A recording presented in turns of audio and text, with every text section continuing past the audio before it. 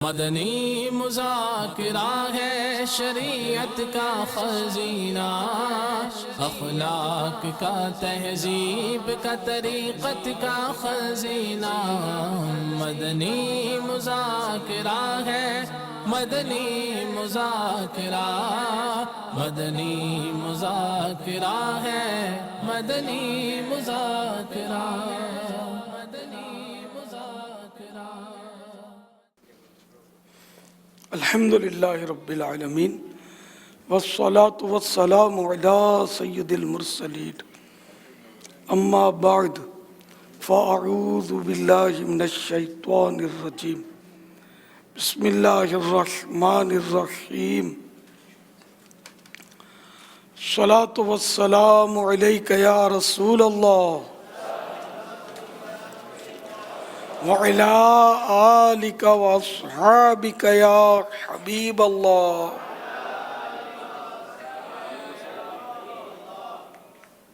الصلاة والسلام عليك يا نبي الله وعلى آلك وأصحابك يا نور الله۔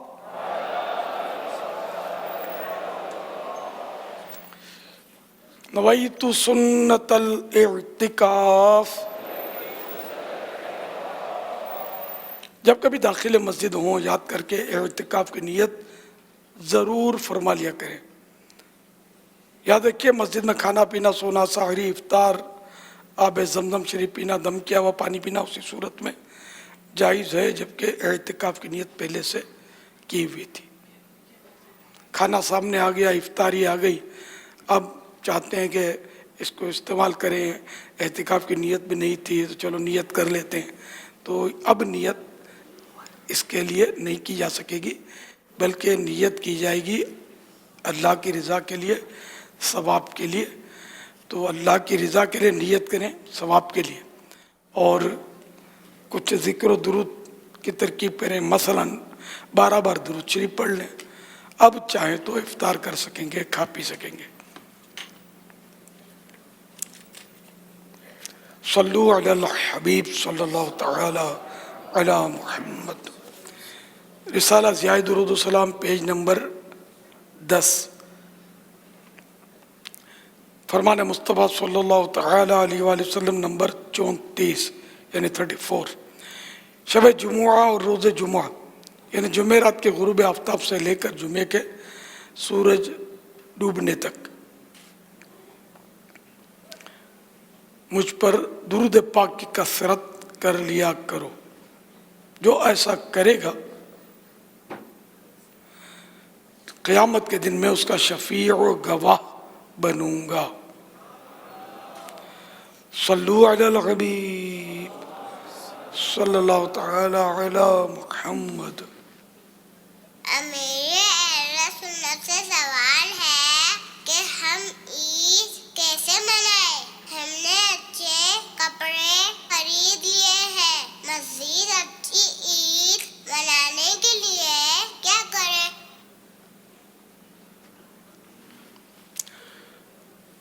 ماشاءاللہ، عید یہ واقعی خوشی کا دن ہے، اور خوشی میں اچھے کپڑے، اچھے کھانے، یہ عام طور پر اس کا سلسلہ ہوتا ہے، کوئی حرج نہیں ہے۔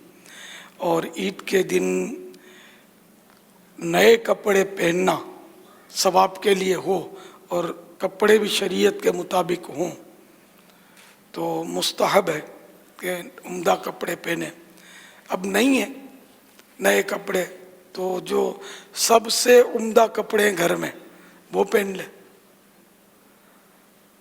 اور یہ بھی نہیں ہے تو کوئی سے بھی دھو کر پہن لے۔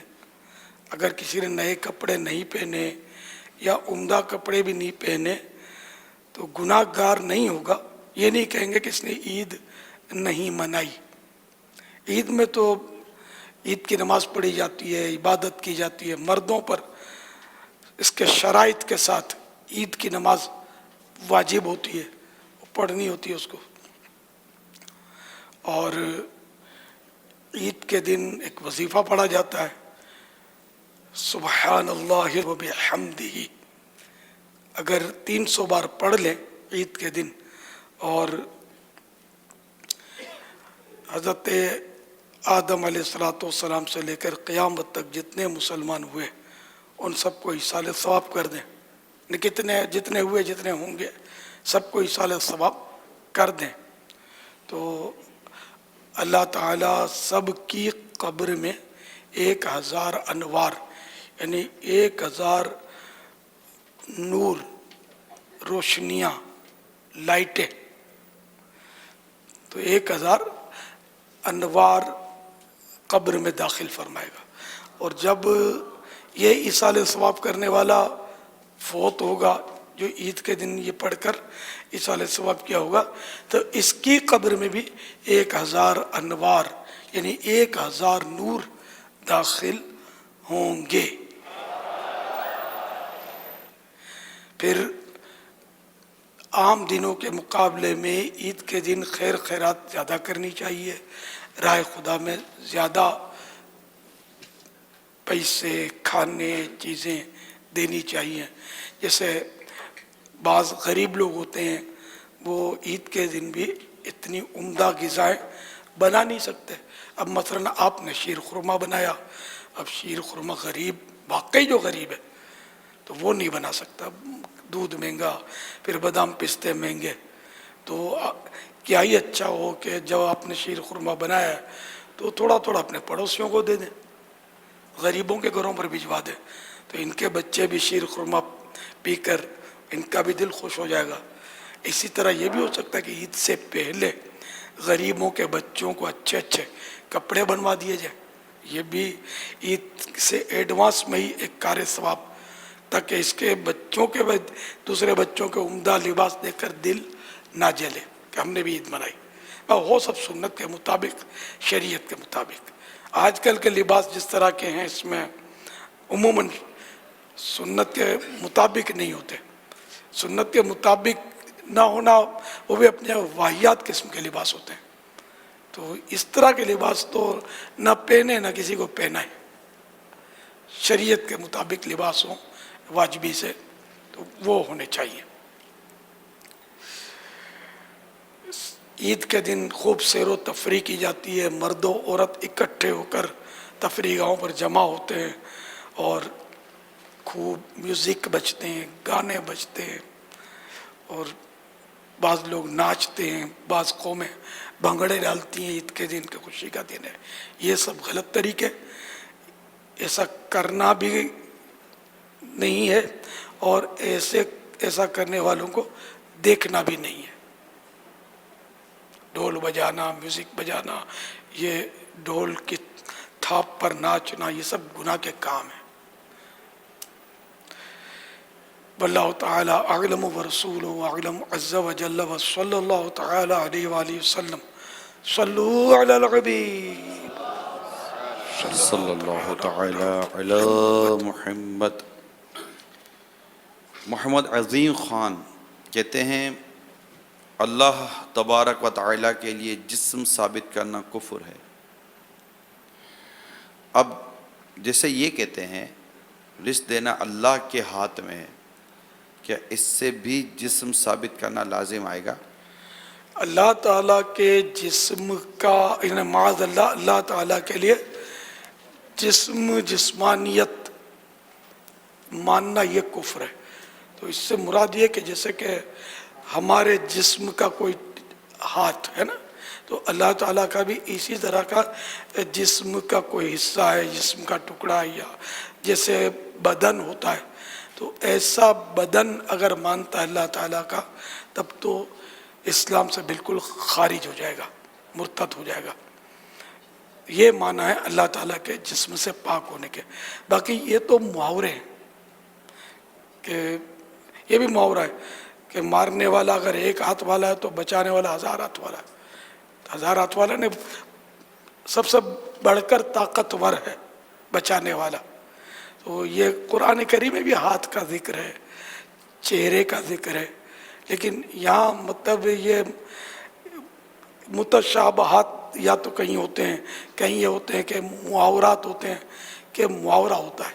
ہاتھ حمایت کا بھی تو ہوتا ہے نا، کہ یار وہ اس پر تو بھائی پورے تھانے کا ہاتھ ہے، ایس ایچ او کا ہاتھ ہے، اس کو چھیڑنا نہیں، یا فلاں کام میں ہاتھ نہیں ڈالنا پھنس جاؤ گے.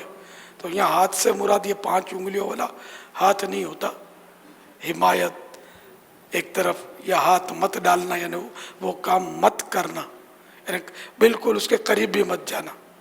تو اس طرح کے تو یہاں بھی مطلب یعنی کہ موقع کی مناسبت سے ہاتھ وغیرہ جو الفاظ استعمال ہوئے تو ان کی تعویلات لی جاتی ہیں.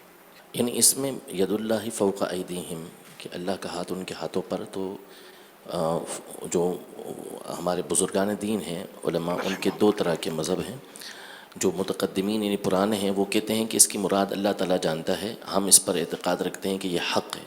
اور علماء نے فرمایا یہی سلامتی والی راہ ہے کہ اس کا معنی جو بھی ہے وہ حق ہے اور اللہ تبارک و تعالیٰ جانتا ہے.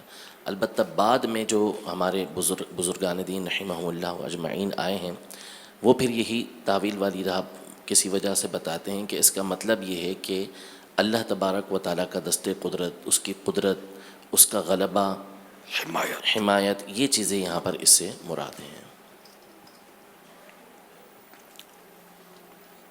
واللہ تعالی اعلم ورسولہ اعلم عز وجل صلی اللہ تعالی علیہ وآلہ وسلم. صلو علی الحبیب صلی اللہ تعالی صلی اللہ علیہ. ایک اسلامی بہن کا سوال ہے کہ یوں تو میں دعوت اسلامی کو پسند کرتی ہوں، اچھی لگتی ہے ان کو دعوت اسلامی، لیکن آپ حضرات کے ساتھ ایک مسئلہ یہ ہے کہ آپ میں منقبت ہیں، اور منقبت میں آپ نے اولیاء کرام کے بارے میں جو کچھ لکھا ہے تو اس میں آپ حضرات جو ہے نا وہ اولیاء کرام سے مدد مانگتے ہیں کہ یہ دے دیں، یہ دے دیں، وہ دے دیں. اور ٹھیک ہے اللہ کے نیک بندوں کو اولیاء کرام کا وسیلہ ہونا چاہیے، لیکن یہ جو آپ ڈائریکٹ مانگتے ہیں نا یہ نہیں ان کی سمجھ میں آتا. تو ویسے یہ دعوت اسلامی سے محبت کرتی ہیں، ان کو دعوت اسلامی اچھی لگتی ہے، مگر یہاں ان کو سمجھ میں نہیں آ رہا، تو ذرا سمجھا دیں. عام آدمی سے بھی ڈائریکٹ مانگ سکتے ہیں نا کہ یہ دے دو، یہ اٹھا دو، یہ رکھ دو، ذرا یہ اٹھوا دو، یہ پہنچا دو، یا پیسے دے دو. مالی مدد کا تو ویسے ہی آج کل ہر طرف زور ہے کہ ہمارے مدرسے کے لیے، ہمارے دارالعلوم کے لیے، ہماری انجمن کے لیے، ہمارے فلاں ادارے کے لیے مالی امداد کرو. تو یہ سب ڈائریکٹ ہی تو مانگ رہے. تو اب اگر اولیاء کرام سے مانگے تو کیوں سمجھ میں نہیں آتا؟ اولیاء کرام تو ان سب سے پاورفل ہیں عوام سے. تو عوام اگر ایک دوسرے کی مدد کر سکتی ہے تو اولیاء کرام اللہ کی عطا سے زیادہ مدد کر سکتے ہیں. تو یہ غلط فہمیاں ہیں حدیثوں میں کہ جب کوئی گم ہو جائے تو وہ اس طرح پکارے یا عباد اللہ اعینونی، اے اللہ کے بندو میری مدد کرو. کسی کا جانور بھاگ جائے سواری کا جنگل میں تو وہ اس طرح پکارے یا عباد اللہ احبسو، اے اللہ کے بندو اس کو روک دو. تو مستند حدیثوں میں اس کے حوالے بھی مل سکتے ہیں. تو حسن حسین میں بھی ہے جو کہ حدیثوں کی جس میں دعائیں ہیں اور مسترد مانی جاتی ہے، نہیں اختلافی کتاب نہیں ہے حسن حسین. اس کے علاوہ اور بھی کئی کتاب ہیں جن میں یہ حدیث. جو حدیث مبارکہ ہے یہ معجم کبیر امام طبرانی کی، مسند بزار اور کئی کتابوں میں الفاظ ہے یا عباد اللہ اعینونی، یا عباد اللہ اعینونی، یا عباد اللہ اعینونی، اور بعض میں اغیثونی کے الفاظ ہیں. یہ تو حدیث مبارکہ ہے. یہ فرمایا کہ جب تم میں سے کوئی ایسی جگہ پر ہو کہ جہاں اس کا کوئی مددگار نہیں، کوئی مونس نہیں ہے، اور اس کو حاجت پڑتی ہے تو پھر وہ اس طریقے سے کہے. اور یہ جو آپ نے ارشاد فرمایا جانور رکنے والا، یہ امام احمد بن حنبل رضی اللہ تعالیٰ عنہ کے بیٹے انہوں نے نقل کیا ہے اپنی کتاب کے اندر صحیح سند کے ساتھ. ان کے والد صاحب سے روایت کیا کہ امام احمد بن حنبل رضی اللہ تعالیٰ عنہ کا جانور یہ دوڑ گیا تھا، تو انہوں نے یہ آواز لگائی تھی کہ احبسونی یا احبسونی لی، کہ میرے لیے اس کو روک دو. تو وہ خود بخود پھر وہاں پر رک گیا تھا. اور امام طبرانی رحمۃ اللہ تعالیٰ علیہ نے اس کو نقل کر کے یہ ارشاد فرمایا کہ ھذا امر مجرب، یہ معاملہ ایسا ہے کہ جو تجربہ شدہ ہے. ماشاء اللہ ماشاء اللہ.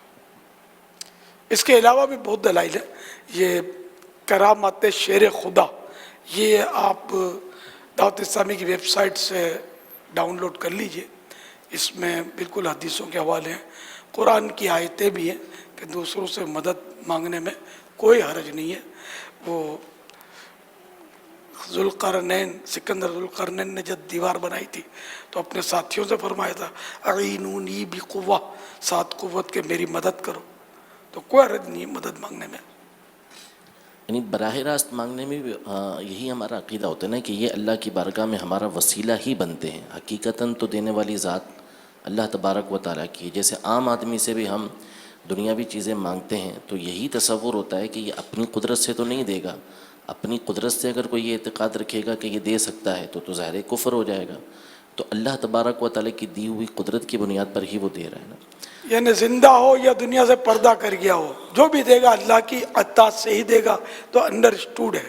جی، اسلاف کا بھی یہی معمول رہا کہ براہ راست نبی کریم صلی اللہ علیہ وسلم سے مانگتے رہے.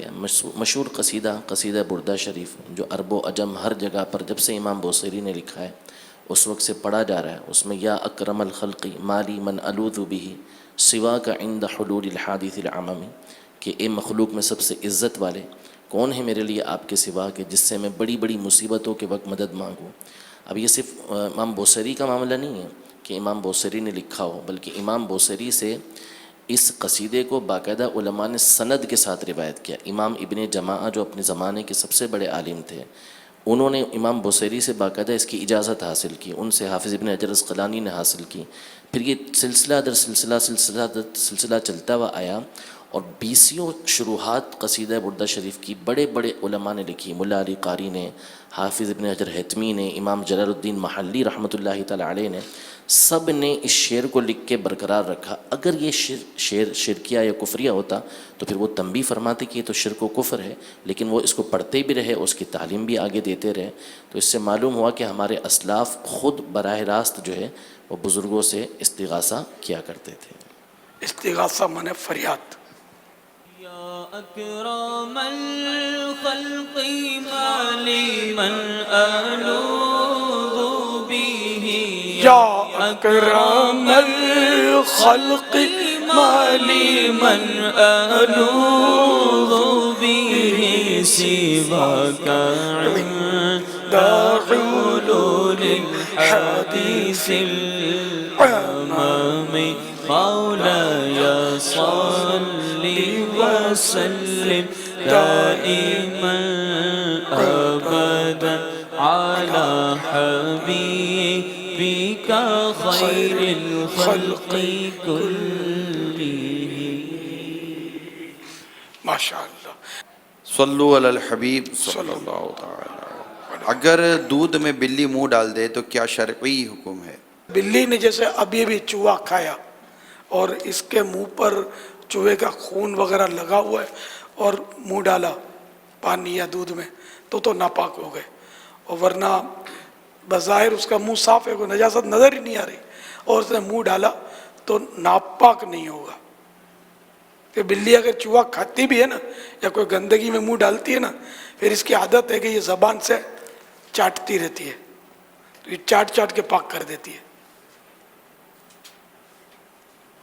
تو بلی کا جھوٹا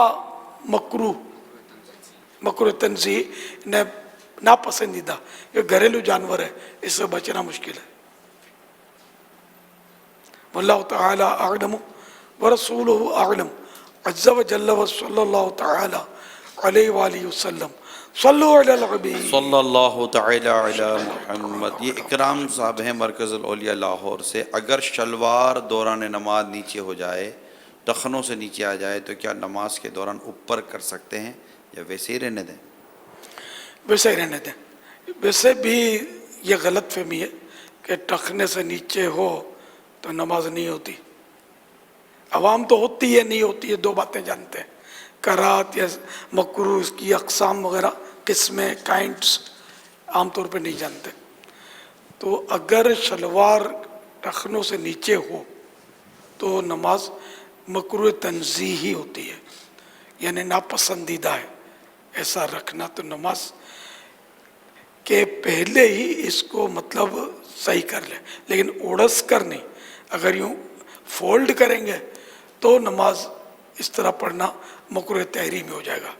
پائنچے بھی موڑیں گے، فولڈ کریں گے تو یہ بھی نماز کو مکروہ تحریمی کریں گے. یہ عام لوگ کرتے ہیں اس طرح، تو مسئلہ جو ہے وہ میں نے آپ سے عرض کیا. تو اس کو یوں نیچی اگر رہنے دیا تو مکروہ تنزیہی. اچھا، اور اگر کسی نے تکبر سے نیچے رکھا ٹخنوں سے تو معاذ اللہ پھر مکروہ تحریمی ہوگی نماز. تو سنت یہی ہے کہ پائنچے ٹخنوں سے اوپر ہوں، شلوار سلوائی ہی اسی طرح جائے کہ وہ ہر وقت ٹخنوں سے اوپر رہے. اور یہ مسئلہ ٹخنوں سے اوپر رہنے والا یہ ہے مردوں کے لیے. نماز میں بھی عورت نیچے ہی رکھے گی ٹخنوں سے، مردوں کے لیے اوپر رکھنے کا. اور اڑسنا جو یہ سب کے لیے ممانعت ہے کہ نماز میں کف ثوب سے منع کیا گیا، کپڑے اڑسنے سے، فولڈ کرنے سے. واللہ تعالی اعلم ورسولہ اعلم عز وجل وصلی اللہ تعالی علیہ وآلہ وسلم. صلو علی النبی صلی اللہ تعالی علی محمد. ایک کنفیوژن ہوتی ہے عام لوگوں میں کہ آپ جو علماء وغیرہ ہوتے ہیں یہ مکروہ تحریمی ہے، یہ مکروہ ہے، یہ ناجائز ہے، یہ نہیں کرنا چاہیے. تو کیا اس حکم شریعت کے پیچھے قرآن کریم کے آیات اور حدیث اور اس طرح کے معاملات ہوتے ہیں کہ آپ جو بھی سننے یا دیکھنے والے ہوتے ہیں، عوام ہوتے ہیں، آپ انہیں کہتے ہیں کہ یہ نہیں کریں، یہ نہیں کریں، تو اس کے پیچھے وہ کون سے اصول ہوتے ہیں جس کی بنیاد پر یہ جوابات دیے جاتے ہیں؟ عوام کی بات نہیں ہے، علماء کرام قرآن و حدیث سے ہی جواب دیتے ہیں. قرآن و حدیث سے مراد یہ نہیں ہوتا کہ آیت میں صراحتاً کسی بات کا ذکر ہو، صراحتاً یعنی کھلے لفظوں میں. اب ورنہ تو 5 نمازیں جو ہم پڑھتے ہیں جس انداز پر پڑھتے ہیں، 4 رکعتیں اور 2 رکعتیں اور 3 رکعتیں، تو یہ گنتیاں بھی تو قرآن کریم میں آیتوں میں تو نظر نہیں آتی. اس کے لیے پھر حدیث میں دیکھا جائے گا، تو حدیثوں میں یہ گنتیاں موجود ہیں. اچھا، پھر کئی باتیں ایسی ہیں کہ جو حدیثوں میں ہماری سمجھ میں نہیں آتی، پھر اس شرح میں دیکھی جائیں گی. اچھا، تو یہ شرح میں بھی سمجھ میں نہیں آتی، پرانی شرحیں جو لکھی ہوئی ہیں، پھر یہ علماء سمجھاتے ہیں کہ اس کا مطلب یہ ہے، اس کے معنی یہ ہیں. تو یوں جا کر یہ مسائل، پھر فقہ کی کتابیں لکھی گئی، فقہی مسائل پر ہزاروں کتابیں لکھی گئی. تو جو علماء ہیں لکھنے والے، تو وہ قرآن و حدیث ہی سے مطلب لے کر یہ سب لکھتے ہیں. اپنی مرضی کا مسئلہ کوئی بھی نہیں بتاتا. شرعی مسئلہ یا شریعت کے معنی یہی ہے.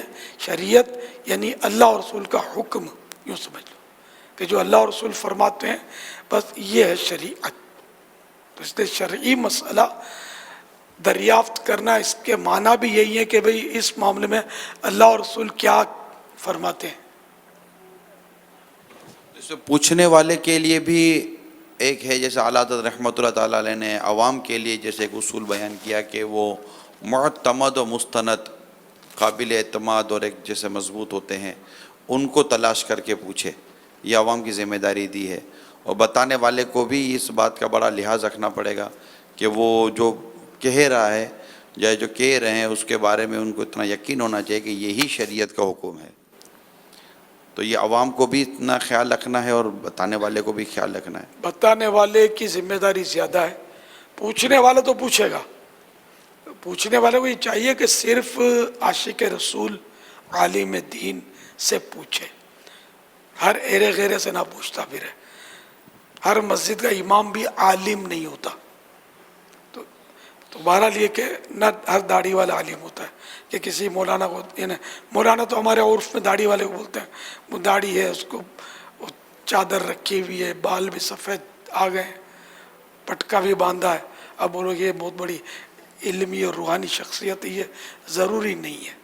تو ان سے نہ پوچھا جائے، بلکہ آپ کو معلوم ہے کہ یہ واقعی کوئی عالم ہے، مفتی اسلام ہے، تو مسئلہ ان سے پوچھا جائے. بلکہ میں تو یہی عرض کرتا رہتا ہوں کہ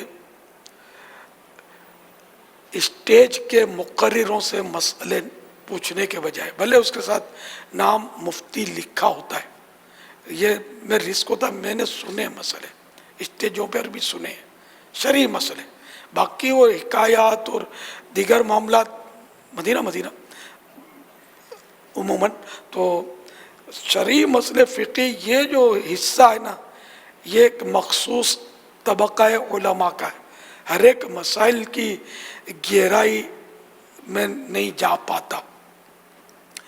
تو مفتی اگر تھا بھی، اب اگر وہ اسٹیج پر آ گیا نا اور اس کے روز روز خطابات ہو رہے ہیں، تو اب اس کی فقہ پر گرفت جو ہے نا، یہ ڈھیلی ہونے کا ٹھیک ٹھاک امکان ہے اور رسک ہے. اس کو مسئلہ بتانے میں بھی رسک ہے اور پوچھنے میں بھی رسک ہے. بات ایسی نازک ہے کہ برا لگ سکتا ہے، لیکن میں صحیح بولتا ہوں آپ کو، میں اپنا تجربہ بیان کرتا ہوں، میں نے سنے بھی ہیں مسئلے کہ نہیں رہتی توجہ. تو جو فی الحال دارالفتاء میں بیٹھ کر فتویٰ نویسی کرتا ہوں نا، یہ سب سے بہترین ہے شخص جس سے مسئلہ پوچھا جائے. جیسے دارالفتاء اہل سنت ہے، بھلے عمریں چھوٹی ہوتی ہیں ان کی، لیکن یہ رات دن یہ کتابیں گھماتے رہتے ہیں. ان کو ایک سوال دے دیا جاتا ہے، اب وہ سوال پر یہ معلومات کرتے رہتے ہیں، وہ ڈھونڈتے رہتے ہیں، پھر یہ جواب لکھتے ہیں. پھر ان کے استاد اس کو چیک کرتے ہیں، استاد چیک کرتے ہیں، اس میں غلطی ہوتی ہے تو ریجیکٹ کر دیتے ہیں، دوبارہ لکھو، یا فلاں جگہ اس کی اصلاح کر لو، فلاں کتاب میں سے اس کا مسئلہ نکالو. تو یہ یوں مطلب یعنی کہ سمجھو کہ یہ فقہ کے دریا میں، مسائل کے سمندر میں یہ غوطے لگاتے رہتے ہیں، موتی نکالتے رہتے ہیں. تو ان سے مسئلہ پوچھنے میں عافیت ہے. تو پہلے جنہوں نے غوطے لگائے تو پھر بعد میں جب یہ فیلڈ چھوڑ دیتے نا، تو ان کو مطلب یعنی کہ آزمائش ہوتی ہے پوچھنے اور سننے میں ان سے مسائل. جیسے کہ حافظ ہے، حافظ ہو جاتا ہے، وہ تقریب بھی ہو جاتی ہے حفظ کی، اور خوب مٹھائیاں آتی ہیں، گجرے، نوٹیں، تحفے کہ صاحب اس نے قرآن کریم حفظ کر لیا. لیکن آپ کو کم ملتے ہوں گے، مجھے بہت زیادہ ملے. دعا کرو ہم قرآن کریم بھول گئے، حافظ تو بنے تھے ہم، اب یاد نہیں رہتا. مصلح سنانا ہے، کوشش کر رہا ہوں، پتہ نہیں سنا سکوں گا نہیں. تو یہ مطلب ایک تعداد ہے حافظوں کی ہوتی ہے جو بھول جاتے ہیں. یہاں بھی ہو سکتا ہے بیٹھے ہوں گے.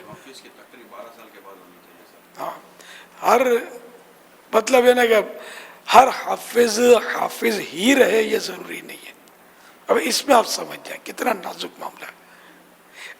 میرا مسائل میں فیلڈ اس وقت ہے کہ اس وقت سے جبکہ آپ کی اکثریت شاید پیدا بھی نہیں ہوئی تھی، لیکن میں خود بھی مطلب بھول جاتا ہوں. تو علماء نہیں ہوتے میں ڈر جاتا ہوں، گھبرا جاتا ہوں، ابھی کیا کروں. صلو علی الحبیب صلی اللہ تعالی علی محمد. امیر علیہ سنت کی بارگاہ میں سوال عرض ہے کہ بعض لوگ جھک کر سلام کرتے ہیں، ایسا کرنا کیسا، رہنمائی فرما دیں. جھک کر سلام کرتے ہیں، محاورہ بھی ہے جھک کے سلام کرتا ہے. تو کسی کو سلام کیا، اس کے آگے تھوڑا جھکا تو یہ ہے مکروہ، اور اتنا جھکا کہ رکوع کی حد تک پہنچ گیا تو ہے حرام. یہ سلام کرنے میں، ہاتھ ملانے میں. تو کئی لوگ جھک جاتے ہیں. اچھا، رکوع کی ادنا مقدار جو ہے نا، وہ یہ کہ اتنا جھکا کہ ہاتھ بڑھائے گا تو گھٹنے تک پہنچ گئے، تو یہ رکوع ہو گیا. تو اتنا جھکنا حرام. ایک تعداد ہے جو جھک کر سلام کرتی ہے، ایک تعداد ہے. شاید کہوں کہ کسی یعنی معتبر آدمی ہو یا کوئی معزز آدمی ہو، امام ہو، عالم ہو، پیر ہو، اس کے آگے تو زیادہ ہی جھک جاتے ہیں. عوام کے سامنے کم جھکتے ہیں، افسروں کے سامنے بھی جھکتے ہوں گے. یہ جھکنے میں خیال رکھیں تو اسٹیٹ کھڑے رہے، تن کے بھی نہیں، نارمل جو کھڑے ہوتے ہیں، السلام علیکم یوں کر لیا کافی ہے، السلام علیکم یہ کیا.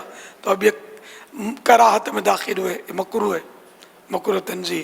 اور جھکے بھائی خیریت سے ہیں، اب اس کو جو یہ سلام میں جھکے اس کے آگے تو یہ اگر ہاتھ بڑھائیں گے تو گھٹنوں تک پہنچ جائیں گے.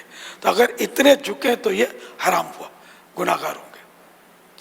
تو اب ہاتھ چومتے ہیں, ہاتھ جھک کے بغیر چومنا تو نہیں ہو سکے گا, تو ہاتھ چومنے کے لیے جھکا, اس میں حرج نہیں ہے. تو اب گھٹنے کے لیے گھٹنے پر ہاتھ رکھنے کا, تو یعنی پاؤں کو چھونا, گھٹنے کی صراحت نہیں ہے فتح رضویہ وغیرہ میں جو حوالے دیے اس میں, تو گھٹنے کو ہاتھ لگاتے ہیں, یہ چھوتے ہیں. بعض لوگ پاؤں کے پنجوں کا اوپری حصہ چھوتے ہیں, پشت قدم جس کو بولتے ہیں, اس کو بھی چھوتے ہیں. تو یہ جھکے بغیر تو نہیں ہو سکتا. تو اب اگر کسی نے کسی عالم کا, پیر کا اس لیے گھٹنا چھوا اس نیت سے یا قدم چھوا کہ اس سے برکت حاصل کرے گا, تبرکن اور محبت میں اس نے اس کو چھوا تو جائز. تعظیماً اس طرح جھک کے چھوا تو ناجائز. اب یہ فرق کرنا بڑا مشکل ہے, تو یہ ذہن میں رکھنا پڑے گا, ورنہ پھر نہیں آپ جھکا کریں, یعنی نہیں گھٹنے کو ٹچ کریں. اگر آپ کا ذہن بنتا ہے کہ تبرکن ٹچ کر رہے ہیں, تبرکن مانے برکت حاصل ہوگی, یہ اللہ کا نیک بندہ ہے کہ اس کا چھو لیا گھٹنا جھک کر, تو جائز. تبرکن برکت کے لیے یا اس سے محبت ہے اس لیے ہاتھ لگا دیا گھٹنے کو, جائز محبت, تو ٹھیک ہے, جائز ہے. ورنہ تعظیم کے لیے کیا تو چونکہ رکوع کی حد تک یہ جھک گیا تو اس لیے یہ گناہ گار ہوگا. اللہ کرے کہ آپ کو سمجھ آ گئی ہو میری بات, کہیں غلط فہمی نہ ہو جائے کہ میں نے گھٹنوں کو ہاتھ لگانے والوں کو مطلقاً گناہ گار نہیں کہا, نیت پتہ نہیں ہے. اگر برکت کے لیے ہاتھ لگایا ہے گھٹنے کو تو جائز ہے, تعظیم کے لیے لگایا اور اتنا جھک کر لگایا ہے کہ رکوع تک جھک گیا ہے تو گناہ گار. اور رکوع تک جھکے بغیر گھٹنے کو کھڑے تو ہاتھ لگنا مشکل ہے, جھکنا ہی پڑے گا, اتنے ہاتھ لمبے تو ہوتے نہیں ہیں. واللہ تعالی اعلم ورسولہ اعلم عز وجل وصلی اللہ تعالی علیہ وآلہ وسلم. صلو علی الحبیب صلی اللہ تعالی علی محمد. امیر اہل سنت سے عرض ہے کہ کسی پر سجدہ سہو واجب تھا, اس نے کر لیا, پھر دوبارہ ایسی غلطی ہوئی تو کیا دوبارہ سجدہ سہو کرنا ہوگا؟ برائے کرم جواب ارشاد فرما دیں. کہ ایک بار سجدہ سہو واجب تھا, اس نے کر لیا, اب دوبارہ کوئی ایسی غلطی ہوئی جس پر سجدہ سہو واجب ہوا, تو اب دوبارہ جان بوجھ کر کیا تب تو نماز ہی دوبارہ پڑھنی واجب ہو جائے گی. بھول سے پھر ہو گیا سجدہ سہو واجب, تو اب یہ کہ دوبارہ سجدہ سہو کرنے کی ضرورت نہیں ہے, وہی جو پچھلا سجدہ سہو کیا تھا وہ کافی ہے, نماز بلا کراہت ہو گئی. واللہ تعالی اعلم ورسولہ اعلم عز وجل وصلی اللہ تعالی علیہ وآلہ وسلم. صلو علی الحبیب صلی اللہ تعالی علی محمد. مدینہ جانے والے خوش نصیب لوگ مدینے کی پیاری پیاری فضاؤں سے تحفے لاتے ہیں, جیسے کھجورے, بسکٹ, چاکلیٹ, جائے نماز, تسبیح, آب زمزم. تو اسی طرح وہاں کے چھلے بھی ہوتے ہیں یا کسی مزار مبارک کے پاس کے. تو پیارے باپا جان سے سوال ہے, یہ چھلے پہننا کیسا ہے؟ مدینہ شریف سے چھلا آیا تو کیا مدینے والے کا حکم بھی اسے پہننے کا ہے؟ مدینہ شریف سے تو لوگ کیا کیا لے آتے ہیں, اور مدینہ شریف میں اب بھی معاذ اللہ لوگ داڑیاں منڈا رہے ہیں, فلمیں دیکھتے ہیں اور جھوٹ بولتے ہیں بولنے والے, دھوکہ بھی دے جاتے ہیں دینے والے. تو یہ تو ہے نہیں کہ مدینے میں جو بھی ہو وہ جائز ہی ہو, اور مدینے میں جو کرے اس پر کوئی گناہ ہی نہیں ہے. تو اس لیے وہ مدینے میں جو بھی ہو اس میں مدینے والے کا حکم دیکھا جائے گا کہ ان کا حکم کیا ہے صلی اللہ تعالی علیہ وآلہ وسلم.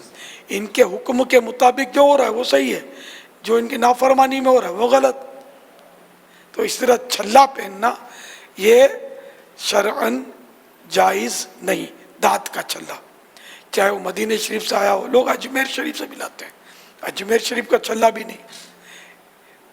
تو مزارات پر بھی اس طرح کی چیزیں تو طرح طرح کی بک رہی ہوتی ہیں، تو جو بھی ہے اس میں اللہ اور رسول کا حکم دیکھنا ہوگا۔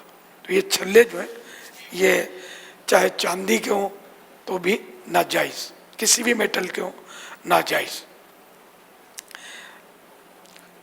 اسٹیل کی انگوٹھی مدینہ شریف سے لاتے ہیں، تحفے میں وہ دیتے ہیں ہدیے میں، یہ بھی ناجائز۔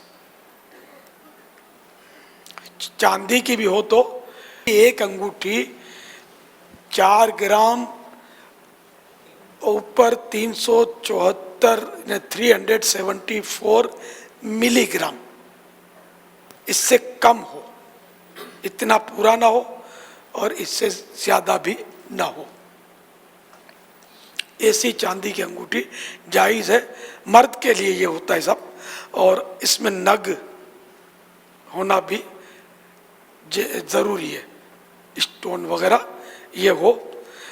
اسٹون کا وزن، نگ کا وزن کتنا ہی ہو اس کی کوئی قید نہیں ہو، اور ایک ہی ہو، ایک سے زیادہ بھی نہ ہو، یہ مرد کے لیے۔ کیا یہ انگوٹھی دونوں ہاتھوں میں پہن سکتے ہیں یا ایک ہی انگوٹھی جائز، انگوٹھی جو بتائی ایک ہی پہننا جائز ہے، اور سنت تو صرف اس کے لیے جو اس کی مہر لگائے، اور اب مہر لگانے کا رواج رہا نہیں، اب اسٹیمپ بنا لی جاتی ہے، جائز یہ بھی ہے، لیکن بہرحال سنت تو اسی کو کہیں گے کہ انگوٹھی سے مہر لگانا سنت ہے، تو ان کے لیے انگوٹھی پہننا مہر لگانے کے لیے یہ سنت ہے۔ جن کو مہر لگانے کی حاجت نہیں ان کے لیے سنت نہیں ہے۔ یہ انگوٹھیاں لوگ سنت سمجھ کر پہنتے ہیں، تو یہ غلط فہمی ہے، سنت نہیں ہے یہ، بلکہ نہ پہننا بہتر ہے، یہ لکھا ہے اعلیٰ حضرت رحمۃ اللہ تعالی علیہ نے۔ تو پھر کئی طرح کی انگوٹھیاں لوگ پہن لیتے ہیں، یہ تو پھر گناہ گار ہوتے ہیں، طرح طرح کی انگوٹھیاں کئی پہن لیتے ہیں۔ تو جتنی زیادہ انگوٹھیاں ہو اتنا زیادہ پہنچا ہوا ہوتا ہے، یہ مزاروں پہ بیٹھے ہوتے ہیں تو ان کو لوگ زیادہ شاید اہمیت دیتے ہوں، نیلے پیلے موتیوں والی، اسٹون والی، عقیق ہے، فلاں، یہ بیچتے بھی ہاں اتار کے، شاید بیچنے والے بھی یہ لے کے بیٹھے ہوتے ہیں اور بیچتے بھی ہیں، تو یہ عوام بیچاروں کو مسائل پتہ نہیں ہوتے۔ طرح طرح کی رنگین ڈوریاں پہنتے ہیں، کالی، لال، یہ بھی ہم نے کہیں علماء کو کبھی دیکھا نہیں ہے پہننا۔ خیر میں اس کو ناجائز بھی نہیں کہتا کہ یہ دھات نہیں ہے، دھاگا ہے، لیکن شرفا علماء یہ پہنتے نہیں ہیں اس کو، تو اس لیے ہم کو مطلب جو بزرگ کریں نا اپنے اسی پر نظر رکھی جائے۔ یہ جو عام طور پہ موالی قسم کے لوگ جو کرتے ہیں تو ان کی نقالی نہ کی جائے۔ میں یہ کالے ڈورے، لال ڈورے جو پہنتے ہیں ناجائز نہیں کہا ہے، پر یہ کہ بچنا سمجھ میں آتا ہے، کیونکہ اہل علم طبقہ، علماء، پرہیزگار لوگ یہ اس طرح کے لوگ نہیں پہنتے یہ دھاگے، دیکھا نہیں ہے میں نے۔ اسی طرح چین پہنتے ہیں، بریسلیٹ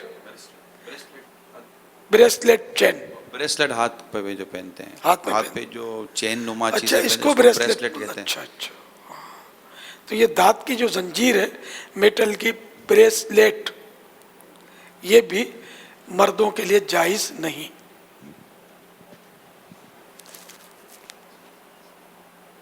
واللہ تعالی اعلم ورسولہ اعلم عز وجل وصلی اللہ تعالی علیہ وآلہ وسلم۔ بچوں کو بھی، مدنی منوں کو بھی اس طرح کے نہ پہنائے جائیں۔ اب وہ کانوں میں بالیاں پہناتے ہیں، منت کی یہ بالیاں دانت کی، میٹل کی، یہ بھی ناجائز ہے۔ ایسی منت جو ناجائز ہو اس کا پورا کرنا بھی ناجائز ہوتا ہے، بھلے منت کا نہیں پہنے آپ بالیاں، یہ عورت کا کام ہے، یہ مرد کا کام نہیں ہے۔ بچوں کو بھی نہ پہنائیں، پہنانے والا گناہ گار ہوگا، بچوں کو پہنائیں گے تو۔ میٹل کی بالی، اس کو شاید بودلا بولتے ہیں اپنی میمنی میں، یہ کسی بزرگ سے نسبت بھی کرتے ہیں، داول شاہ جو بودلو، داول شاہ جو بودلو، یہ جو یہ बाली पहनाते हैं। ये मतलब वो बस वो इल्म की कमी, और हमारी कौम तो हमारी कौम है, मेमन कौम में ये देखा है। तो ये इसको दावल शाह का बोदला पहले तो सुनता था मैं, दावल शाह को बुजुर्ग हैं, कसूर उनका नहीं है, कौम ने अपने तौर पर बस बना लिया कि दावल शाह की मन्नत में ये कान छिदवा कर इसको ये, अब दूसरी कौमों में कुछ और बुजुर्गों की तरफ निस्बतें होती होंगी। वल्लाहु तआला अअलम व रसूलुहु अअलम। अज़्ज़ा व जल्ल व सल्लल्लाहु तआला अलैहि व आलिहि वसल्लम। सल्लु अलल हबीब सल्लल्लाहु तआला अला मुहम्मद। ये फेसबुक के ज़रिए सवाल आया है, क्या बच्चों को पाँव में धात के कड़े पहना सकते हैं? लड़कों को नहीं पहना सकते, चाहे मन्नत के हों। तो ऐसी मन्नत पूरी करना जायज़ नहीं जो नाजायज़ काम की मन्नत हो, उसको पूरा ना करें। बल्कि ये वैसे भी कड़े वो तो है ही नहीं, मन्नत तो वाजिब में से तो वैसे भी नहीं है, जायज़ है। औरत के लिए, बच्ची के लिए भी अगर कड़े की मन्नत मानी किसी ने, तब भी वो उसका पूरा करना वाजिब नहीं होगा। माशाअल्लाह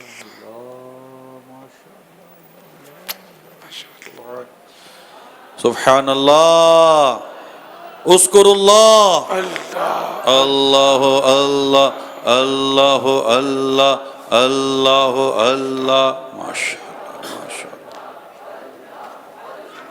अल्लाह अल्लाह अल्लाह अल्लाह अल्लाह,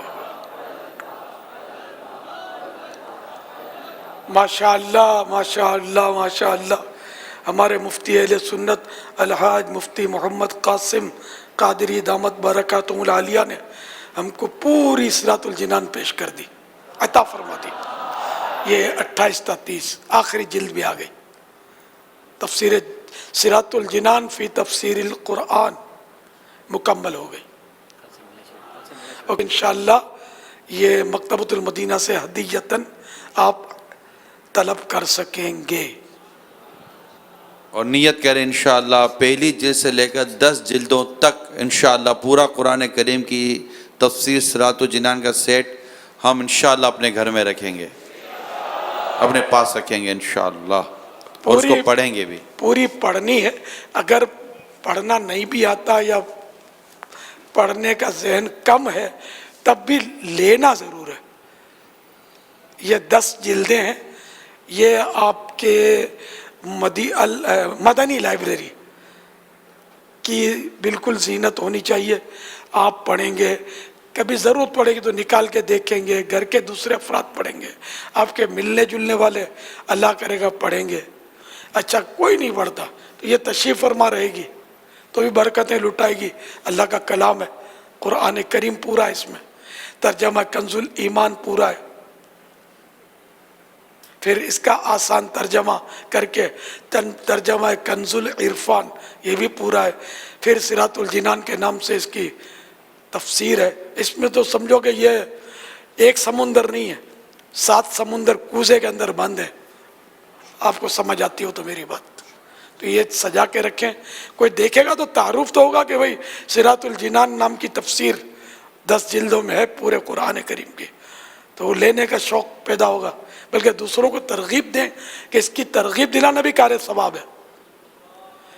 और पढ़ना है तो बस आशिकान रसूल ही की पढ़नी है तफसीर, इससे ईमान ताज़ा होगा, ईमान में क़ुव्वत पैदा होगी, वसवसों की काट होगी इंशाअल्लाह। तो कौन कौन नियत करता है 10 जिल्दें पूरी अपने मदनी लाइब्रेरी में रखने की इंशाअल्लाह, वह इसको हासिल करें, पैसे बचा कर जमा करके इसको हासिल करें, इसको अपनी लाइब्रेरी में रखें और रोज़ का थोड़ा थोड़ा पढ़ने की नियत कर लें।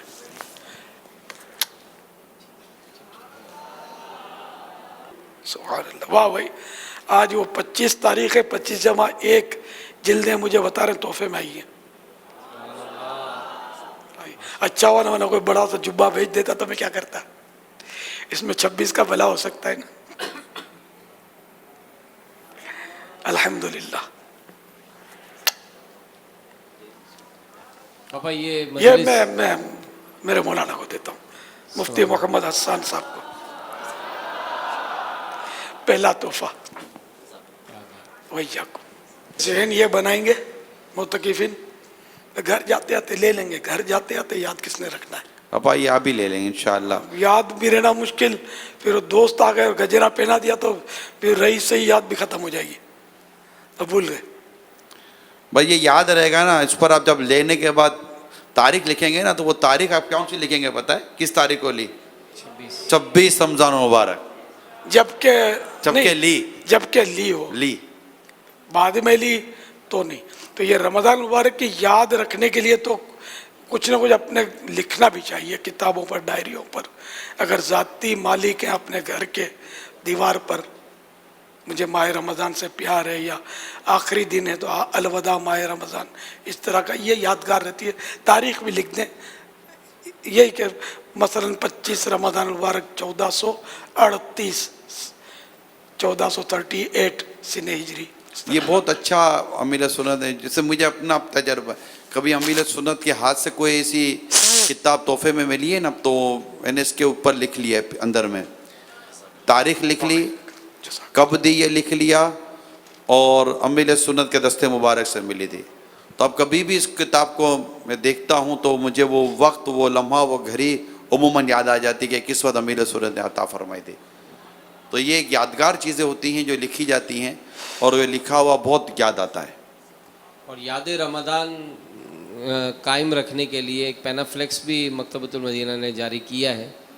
अमीर अहले सुन्नत के मुख्तलिफ़ मौक़ों पर जो तहरीरें थी उसको जमा करके ये पैनाफ्लेक्स तैयार किया है। अशरा रहमत, अशरा मग़फ़रत, अशरा जहन्नम से आज़ादी और हिलाल ईद के हवाले से शेर, ये अमीर अहले सुन्नत की तहरीर का ही अक्स है, और ये एक ही पैनाफ्लेक्स में इसको बनाया गया है। और अगर ये भी अपने घर में सजा लें तो इंशाअल्लाह पूरा साल ही रमज़ान की यादें रहेंगी इंशाअल्लाह। तो ये 140 रुपया हदिया पर बाकायदा ये पैनाफ्लेक्स जो है वो लटकाने की सूरत में ना ये तरतीब बनाई जा सकती है। ये सफ़र मदीना के लिए जो ना कुरान अंदाज़े के जो नाम निकले वो लेने या अनीस, ये जिनका नाम पुकारा जाए तो वो मदनी तरबियत गाह पर पहुँच जाए। अनीस अहमद वल्द मोहम्मद सलीम, नईम वल्द नज़ीर रावलपिंडी, फ़रीद वल्द क़ासिम बाबुल मदीना, नबील ख़ान वल्द नदीम ख़ान। सल्लु अलल हबीब सल्लल्लाहु तआला अला मुहम्मद, सल्लु अलल हबीब सल्लल्लाहु तआला अला मुहम्मद। सुब्हानक अल्लाहुम्मा व बिहम्दिक ला इलाहा इल्ला अंत अस्तगफिरुका व अतूबु इलैक। सुब्हानक अल्लाहुम्मा व बिहम्दिक ला इलाहा इल्ला अंत अस्तगफिरुका व अतूबु इलैक। सुब्हानक अल्लाहुम्मा व बिहम्दिक ला इलाहा इल्ला अंत अस्तगफिरुका व अतूबु इलैक। अल्लाहुम्मा इन्नका अफ़ुव्वुन करीमुन तुहिब्बुल अफ़्वा फ़अफ़ु अन्नी। अल्लाहुम्मा इन्नका अफ़ुव्वुन करीमुन तुहिब्बुल अफ़्वा फ़अफ़ु अन्नी। अल्लाहुम्मा इन्नका अफ़ुव्वुन करीमुन तुहिब्बुल अफ़्वा फ़अफ़ु अन्नी। अल्लाहुम्मा अजिरनी मिनन नार। अल्लाहुम्मा अजिरनी मिनन नार। अल्लाहुम्मा अजिरनी मिनन नार। सल्लु अलल हबीब सल्लल्लाहु तआला अला मुहम्मद। मदनी मुज़ाकिरा है शरीयत का खजीना, अखलाक का, तहजीब का, तरीक़त का खजीना। मदनी मुज़ाकिरा है, मदनी मुज़ाकिरा, मदनी मुज़ाकिरा है, मदनी मुज़ाकिरा।